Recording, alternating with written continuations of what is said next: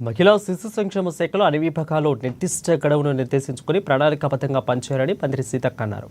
చివరి నిమిషంలో నిర్ణయాలు తీసుకోవడం వల్ల శాఖకు కేటాయించిన బడ్జెట్ను పూర్తి స్థాయిలో సద్వినియోగం చేసుకోలేకపోతున్నామని చెప్పారు. అందువల్ల ఎప్పటికప్పుడు బడ్జెట్ను వినియోగించుకునేలా చర్యలు తీసుకోవాలని అన్నారు. హైదరాబాద్లో మహిళా శిశు సంక్షేమ శాఖ అధికారులతో మంత్రి సమావేశమయ్యారు. ప్రతి 3 నెలలకోసారి పూర్తి స్థాయి సమీక్ష సమావేశం నిర్వహిస్తామని తెలిపారు. ఏడాది నిర్దేశించుకున్న లక్ష్యాలను పూర్తి చేసే దిశలో పనిచేయాలని సూచించారు. 6 ఏళ్లలోపు చిన్నారులంతా అంగన్వాడీ కేంద్రాల్లో ఉండేలా చూడాలి. ఏడాది అంగన్వాడీలో హాజరు శాతం పెరగాలి.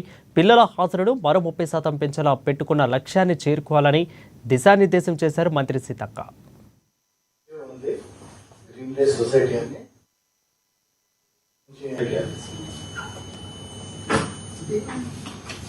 Deemlata Agrawal, RGS.